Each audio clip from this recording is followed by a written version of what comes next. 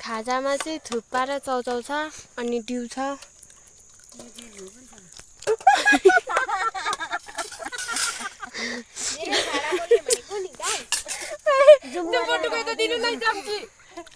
धेरै hello guys welcome back to my channel. आज चाहिँ हाम्रो के भन्नु स्कुल राम्रै पढाइ हुँदैन नि त, लास्ट डे हो अनि त्यही भएर हामी चाहिँ उँभो खेता लगाएको छौँ। को भन्दा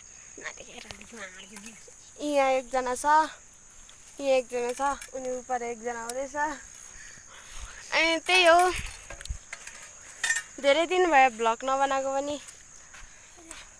यसलाई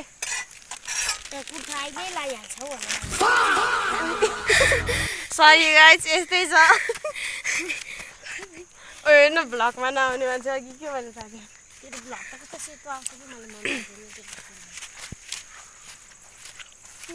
गाउँले भएपछि आज चाहिँ हामी टक्कसँगले लोल गरेर के गर्नु त होइन। अब गाउँमा बसेपछि त यस्तो काम त गर्नै पर्यो। हुलिया कस्तो छ? हुलिया यस्तो आज त डिउ खाने हो।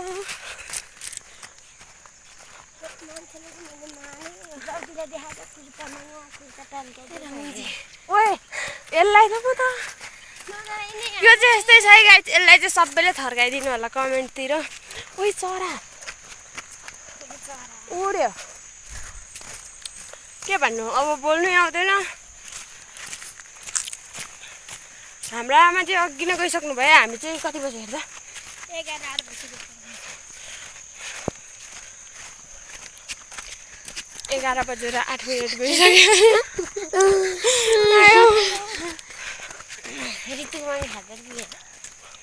अघि गइसक्यो। आज चाहिँ हाम्रो परदेशी बाबुहरू 2 जना इन्डिया गइसक्नु भयो। Nepal to India. कान्छाबाट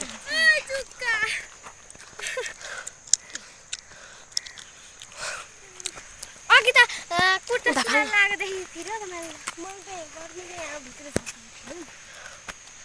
यस्तो जङ्गल छ। अब पुगेपछि एकैचोटि स्टार्ट गर्नेछु। के गर्ने थाहा छ? पसिना हेर्नु न, पसिना आम्मामा।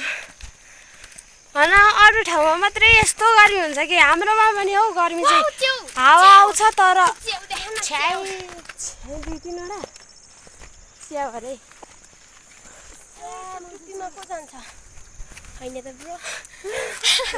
यो धजेमा कम्ता उ त्यो गर्मी छैन गाइस, के भएको म त केही कुरै बुझ्दिनँ। कस्तो सबै कालो भइसक्यो मासु त के गरेको?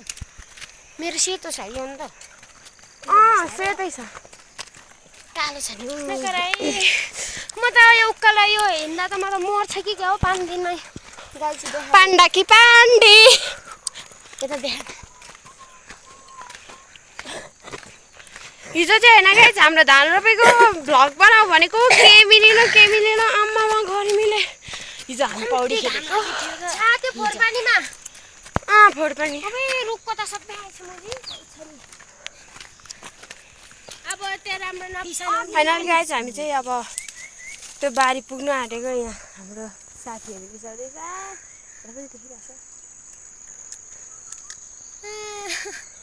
गर्मी भएर एउटा प्रिन्सेसको पाण्डाको गेटीलाई के सुन्छ।